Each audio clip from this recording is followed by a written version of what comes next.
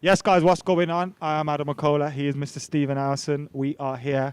5-0 FC are in the house. Manchester United beat RB Leipzig 5-0. 5-0. 6 points out of 6. 2 wins out of 2. Didn't expect it. Group of death, they said. They did say that. I said that, actually. What do you make of that? A little bit surprised. I think I stated a couple of times before the game, it's a tough ask, this. Sneaking a win I'd have been delighted with. 5-0's a whooping. And it did look like we were going to sneak a win for a while, didn't it? It didn't look like it was going to be 5 goals. To be fair, I didn't actually see the stats at half-time, but I reckon it would have been very even at half-time. And to be fair, the one thing that you can beat Leipzig with is counter-attacking football, and that's why I wanted to see the back three, because I thought the back three would allow us to soak that pressure up, maximise the ability to be able to play out and hit them on a counter-attack, and we actually didn't need to do that. The narrow formation that we lined up in, I was a little bit worried about. I was like, Jesus Christ. We actually saw what I was worried about a couple of times. Angelino doubling up on that side on Wan-Bissaka. Really yeah. So there was reasons why, and we were right in our reasons to be scared of them. But to be fair, this isn't Bayern Munich are champions of Europe. Leipzig are the ones that are smashing that division. Like the top of the league as well, currently. Yeah. So this isn't like, you can't just say, oh, they're shit, because guess what? They're not. They're a very good side. They're a very tactically astute side. And United played them like a fiddle tonight. We let them come at us. We hit them. I don't even necessarily think it was a counter-attack. I can't remember it, how the build-up went for the first one. But then we did start hitting them on the counter. The second one was counter. And then they started trying to fight back into the game. And by the time the third one had gone in, I think they just given up. The first one wasn't a counter-attack as such, but it was a great slip-through pass to Mason Greenwood, who has got great finishing ability. Now, 2 of our goals, they looked like they were going to get flagged offside, and then they are onside. Rashford inside his own half. Mason Greenwood, I think, was level. And they were right decisions in the end. They seemed like the common sense decision, which we don't often get with VAR. No, yeah, and well, they were onside. Yeah. So it's that they're onside, and the funny one, obviously, with Marcus's being inside his own half. I mean, that's the most open and shut case I've ever seen with one. But yeah.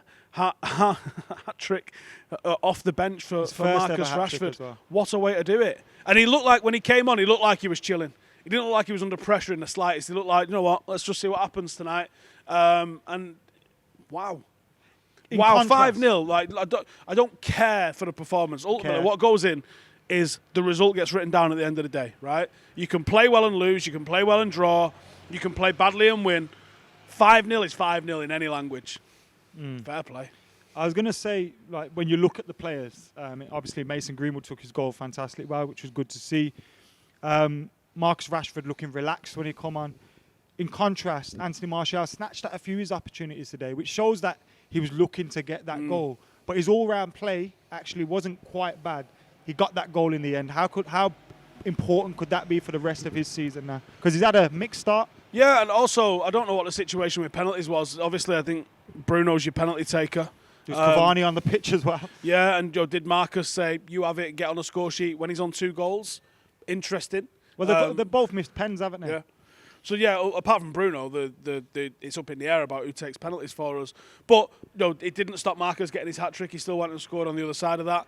Yeah, I mean, it wasn't a brilliant performance from United. It's an amazing result. But it was just like, United took our chances tonight. We've seen United have that many shots on target, shooting from those areas, and score 1 goal. We've seen that loads of times. But tonight they all went in, so I don't think you can get carried away and go, just fucking bring them all on, we'll smash them. Because, this is the same team that played against Chelsea at the weekend and looked wank and didn't have that firepower. But tonight we set up in a little bit of a different way. Ollie's showing his tactical flexibilities there against one of the most tactically astute managers in the game. Shuffled his deck, used his squad like we thought he might do. Donny van der Beek got an opportunity. I thought it was pretty ordinary. Not bad. To be expected. Not great. Of course it is. Second start. Let the guy settle in. How many months? Let the guy settle in. Didn't put a foot wrong, but didn't really light the world up. And I thought Paul Pogba was good tonight. I thought Fred was very bright and shows why he's in the team. A very happy performance, and I'm sure Solskjaer would be delighted with a clean sheet. But 5 goals in the Champions League against the team that most people probably looked at and went, they're qualifying. So it might be United or PSG. Yeah. Looks like it's us that will be the ones that hopefully lead in the way. We've beat Paris. We've beat Leipzig. we're probably going to fuck it up against Istanbul. It'd be typical United if we managed to do that, wouldn't it? Like, get ourselves into this position. Can we fuck it up from here? Yes. Apart from losing every game? I don't think we will, but can we? Yes. Wow. I think we can. But I think we'll get at least one win in the next 2 games, which should be good enough for us. Yeah, you're right. Yeah, well, if you beat Istanbul home and away, you're in. Yeah, and that should be on the card for and us, even right? if you manage to pull a draw off away, you're probably still in. So 10 points it's vitally important, and I thought it was a great start to the group. We're looking at the team. Things are starting to tick over as well. Players are getting fit. Players are getting back. And things are starting to feel good again, but there's always Arsenal next. The fixtures are getting not more difficult, because I'd say they're probably as good a team as RB Leipzig. But 6 hours ago, talking about the Arsenal game, we were a bit, are you more confident, less confident? I'm more confident now, but I was confident 6 hours ago as well. Oh, no. I just don't, as I've said, I called Arteta vibes Carteta. I'm not bothered by them. I'm not bothered by them. Now, I'm fully aware that they could turn up on the day, but we have seen Ole Gunnar Solskjaer actually today. We mentioned RB Leipzig looking like a good side. How many shots, like how many times did you think, oh, fuck, they're going to score? Once or twice. But not a whole host of occasions. And we've seen against certainly wasn't sustained teams, pressure. We've seen against lesser teams, Brighton, because there was that one moment which reminded us of Brighton when Wan-Bissaka got sucked in, 2 players come on the overlap, and they have a free shot on target. That happened once. You know what I mean? It didn't continuously happen, and you got to expect that in the Champions League.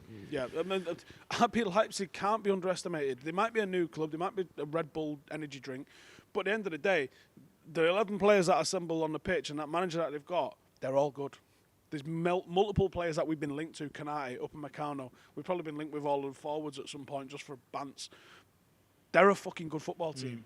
You can't discount them as a good team. I can't wait to see the backpedaling. Football Twitter who wanks himself into an oblivion about Nagelsmann. Tuchel. Yeah, all of these managers. Both in a week.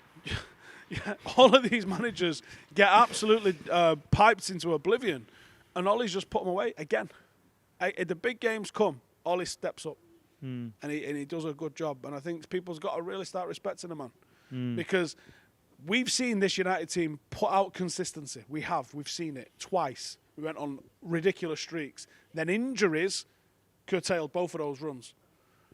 I'm excited for what Ollie can do when he's got a squad that can manage injuries. Like, if we lost Pogba today, would you be mega arsed like you would have been a year ago? I'd be arsed, but not as not because we haven't got players to come in. No, because now you I like him. You know what I mean? Van der Beek. Yeah. You know, if you lost Bruno now, would you be as arsed as if you'd lost him in February, March? It's true. If you lost Tony Marshall now, is it as egregious as when well, you've got we lost him? Cavani coming in instead Correct. of Igalo. This is what I'm talking about. This is the squad depth that he's assembling. I'm excited We just for this. haven't got it in the wider areas, and I suppose that showed when we looked like we maybe changed to a 4-2-3-1 or something. James was warming up. You know what I mean? And all due respect to him, but he's not Champions League level. He's not even top 6 Premier League level, in my opinion. So you got to look at that. But we got there in the end. 5-0 win. Happy days. 6 points out of 6. We keep moving. Arsenal next. Who was your MOTM today? Man of the Mizatch. Before I've watched it back... It's easy to say Rashford after he scored a hat-trick. No, I was thinking Fred. I was thinking Fred had the most impact on that game. Yes, Rashford scored a hat-trick. A striker usually gets plaudits for other people's work. I thought Fred kept fighting constantly, and I think his tempo set the tone for the way the match went. That Manchester United weren't here to be passive. They weren't here to be bullied. We're here to fucking stand up, fight, play football, and see what we can do at the other end. And Fred had a shot on target. What the fuck? So I would say Fred. Behind him, I think Paul Pogba was extremely effective. And I think Paul Pogba, when he gets the better players around him, what was the best Paul Pogba? Now, statistically, it was his first season at United, right? Fact. Statistically, it was the first season at United. 17-18. What? Wasn't it? 16, The 17. one where he was most goals, most assists, most all that? No. He was creating more chances per night, taking more shots. He was just doing more than he ever was at Juventus when he was nominated in the best 11, FIFA Pro 11. And he never got a sniff at that at United, but he was doing more than what got him nominated. But the reason that people loved him so much at Juventus is because the pressure was off him. He was playing with Marquisio, he was playing with Vidal, he's playing with Pirlo. He had fantastic players around him that allowed him to go and be him. And I think midfield tonight allowed Pogba to be Pogba, took the pressure off him, took the spotlight off him, and when Pogba's allowed to be Pogba, he's unplayable. Unplayable, Jeff. Fred's is man of the match, though. Let us know your thoughts in the comments below on that. Make sure you're liking, commenting, sharing, subscribing, all that good stuff. We will be back with more content as well. If you want one of them, or if you want the Marcus Rashford t-shirt, the links are in the description below. The Marcus Rashford t-shirt, some of the profits, while the profits will be going to Fair Share. And of course, that one is just one of our own. Get on it. Profits Make sure you're liking, commenting, sharing, subscribing. We're out of here.